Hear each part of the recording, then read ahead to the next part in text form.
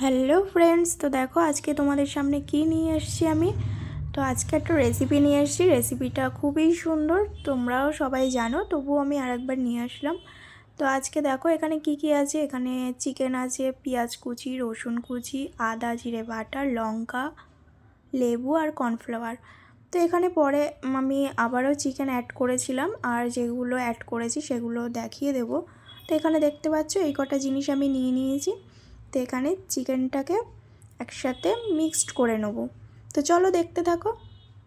এখানে একটা বোল নিয়ে নিয়েছি, তার ভিতরে সব কিছু অ্যাড করে নিয়েছি। তো আমি যেটা অ্যাড করেছি লাস্টে আবার একটা ডিম, কর্নফ্লাওয়ার আর ময়দা, আর যেগুলো দেখিয়েছিলাম সেগুলো সবগুলো দিয়ে দিয়েছি। তার ভিতরে লবণ আছে, গুঁড়ো লঙ্কা আছে, আরও কিছু মশলা আমি এর ভিতরে অ্যাড করেছি। তো একসাথে মিক্সড করে নিচ্ছি ভালোভাবে।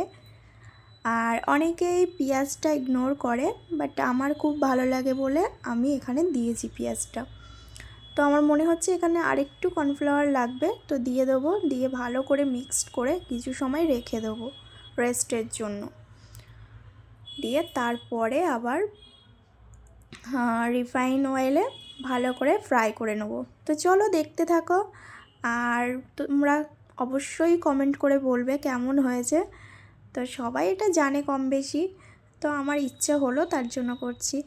আর আমি তো অনেক দিন ভিডিও আপলোড করিনি, তো আস্তে আস্তে তোমাদের সাথে কিছু কিছু ভিডিও আপলোড করতে থাকবো, আর চেষ্টা করব যে প্রত্যেক দিনের ভিডিও দেওয়ার।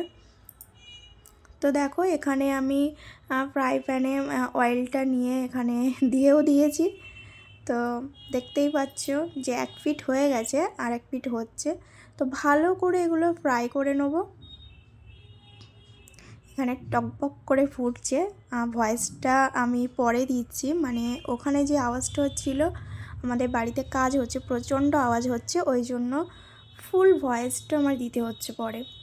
তো চলো লাস্টে দেখো এরকমটা এসছে।